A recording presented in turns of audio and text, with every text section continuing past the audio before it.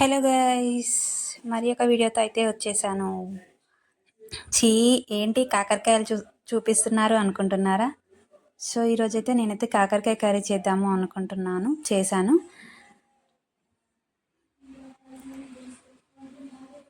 చేదుగా ఉంటుంది, మాకేం వద్దు అనుకుంటారు కదా, పిల్లలైతే అస్సలు తినరు కదా. సో మా పిల్లలు బాగా ఇష్టంగా తిన్నారు. నేను ఇలా చేశాను.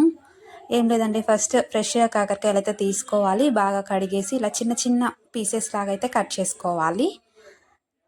కట్ చేసుకున్న తర్వాత పక్కన పాన్ పెట్టేసుకొని అందులో కొద్దిగా ఆయిల్ పోసుకొని కాకరకాయ అయితే వేసుకోవాలి. కాకరకాయ ఇలా వేసుకొని బాగా అయితే ఫ్రై చేసుకోవాలి. ఒక 10 మినిట్స్ ఫ్రై చేసుకోవాలి ఆయిల్లోనే.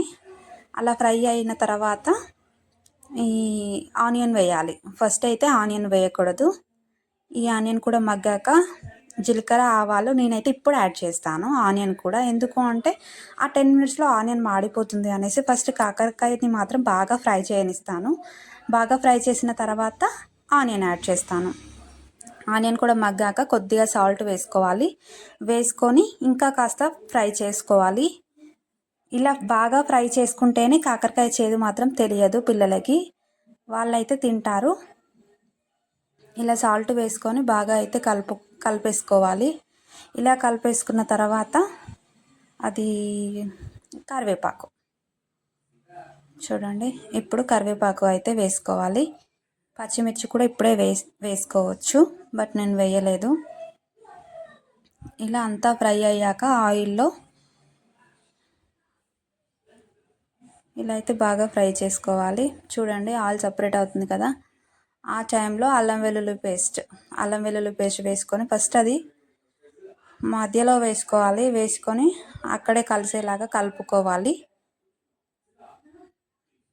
ఇలా మొత్తం కాకరకాయతో అయితే కలిపేసుకోవాలి. ఇలా బాగా కలిపేసుకున్న తర్వాత పసుపు,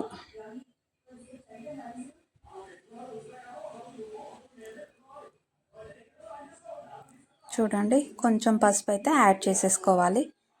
చేసుకొని బాగా కలిపేసుకోవాలి. ఒక 5 మినిట్స్ ఇలానే కలుపుతూ 5 మినిట్స్ అయిన తర్వాత 5 మినిట్స్ వరకు కలుపుతూ ఉండడం కాదు, 5 మినిట్స్ వరకు పెట్టేసుకోవాలి. పసుపు వేసినాక 5 మినిట్స్ వరకు ఉంచుకోవాలి అలాగే. తర్వాత ఇప్పుడు సాల్ట్, కొద్దిగా కారం. సాల్ట్ మనం ఫస్టే వేసాం కదా, సో ఇప్పుడైతే నేను కారం యాడ్ చేస్తున్నాను. చూసేసేయండి. కారం వేసాక ఇలా కలుపుకోవాలి.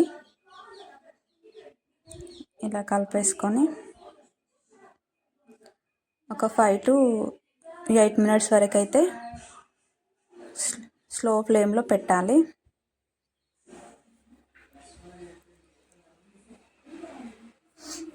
ఇలా వేసుకున్న తర్వాత ఒక 5 మినిట్స్ తర్వాత ధనియా పౌడర్ యాడ్ చేయాలి. చూడండి, ఆయిల్ సపరేట్ అవుతుంది కదా, ఇప్పుడు ధనియా పౌడర్ యాడ్ చేయాలి.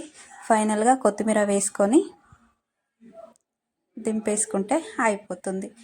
మీరు ఇలానే చేస్తారా? నేనైతే ఇలా చేస్తాను కాకరకాయ ఫ్రై. మా పిల్లలు మాత్రం ఇష్టంగా తింటారు. ప్రతిసారి కిడ్స్నే ఎందుకు తీసుకొస్తున్నారు అక్క అంటే, మనం చేసేది వాళ్ళ కోసమే కాబట్టి. సో వాళ్ళ కోసం ఇలా టేస్టీగా చేస్తే వాళ్ళు అన్ని వెజిటేబుల్స్ అయితే తింటారు. చూసేసేయండి. ఫైనల్గా అయితే కొత్తిమీర అయితే వేసుకున్నాను. అంతే, సింపుల్ కాకరకాయ ఫ్రై రెడీ అయిపోయింది. చేదు లేని కాకరకాయ ఫ్రై ఇలా నా స్టైల్లో చేసుకోండి, బాగుంటుంది. ఓకేనా? Please subscribe my channel. ఇంకా ఎలాంటి వీడియోస్ కావాలియో కామెంట్ బాక్స్లో కామెంట్ చేయండి ప్లీజ్. లైక్. ఓకేనా? Bye bye.